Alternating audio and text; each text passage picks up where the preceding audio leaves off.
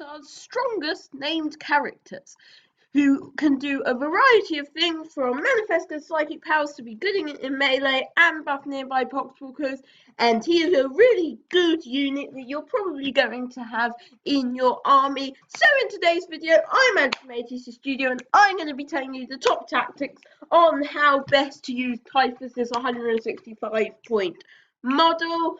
I hope you enjoy. Remember to like and subscribe. But now, let's dive straight into it. So the great thing about Typhus is he's a more expensive Lord of Contagion. However, he comes with a bit of extra price, but he's also a Psyker. So if you want a Lord of Contagion, but you only really want 1 or 2 HQs, and you also want that Psychic things, instead of but you still want a melee character, instead of having to bring a Lord of Contagion and a Malignant Playcaster, which will take up extra HQ slots and use more points, you can put Typhus, and you basically get 2 for the price of 1. And particularly if you're just doing like a combat patrol, you've got 1 HQ that sort of does everything. However, you probably might not have him as your 1 HQ for a combat patrol, because unfortunately he has to have a rubbish warlord trait. However, of course, you might have a foul blightspawn or something, which you could, of course, give the warlord trait instead.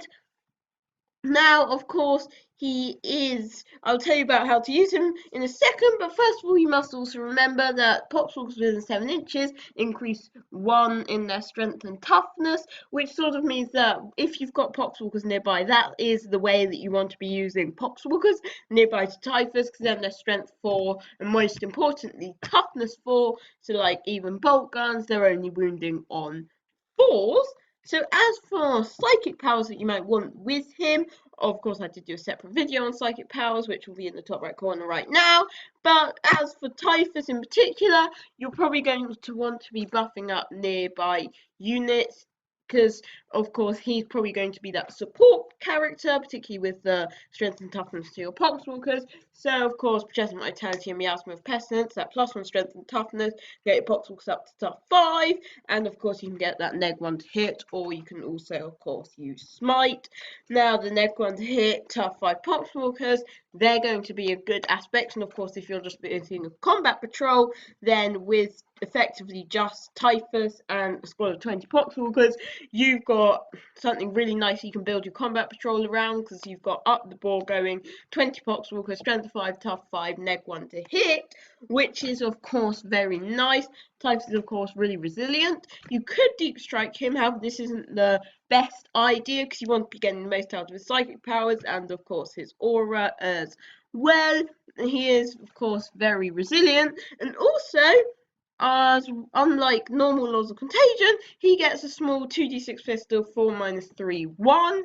Now, although this always hits on 5s, it is actually quite nice, because you know you're going to be doing a bit of damage whatever you're attacking, because even though you've got the low strength, you've got the high AP, so even though you're not going to get many hits or wounds, because it's 2d6, you'll get 1 or 2 through, and you'll always consistently do about 1 or 2 damage, which is of course quite nice for an addition.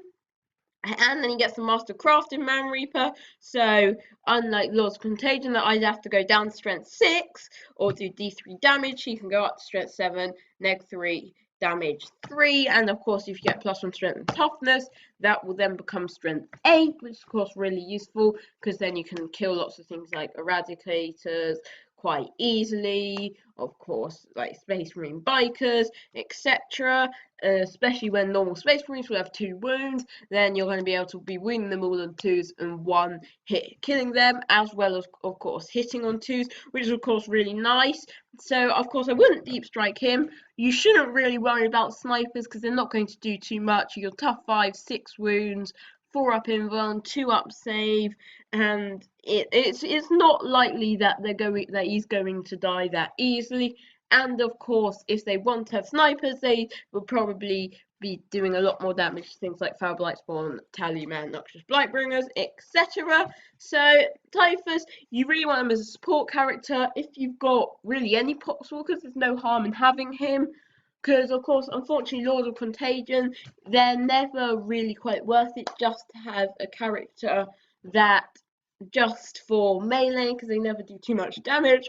Whereas you think of this is effect. If you put Typhus in, it's effectively a malignant playcaster, but you do pay 65 more points. However, you get a lot more resilience, you get buffs to nearby units, you get a lot better in melee, you get a slightly better range attack, and also nearby poxwalkers are helped out, and of course you get the Nurgle's gift ability, not that that does too much. So overall it is really nice how you get this unit that sort of does quite a few things all at the same time, and it's really worth putting in your list. So make sure to put it in that big bubble, of course near the poxwalkers, and really moving forward with all your stuff, and give it those buffing psychic powers, help out the nearby units. Or of course it's because of course it's going to be more likely to stay to until the end. Try to make sure it can't be targeted, because things like, although it's not too bad, because like even if they put heavy guns about it, half of the shots won't do any damage at all, because of course you've got the 4-up invar. So really nice character. I hope you did enjoy this video. If you did, make sure to like and subscribe, turn notifications, because I'll be putting out a lot more of these videos. I know that you have been really liking them. Hope you enjoyed. Bye.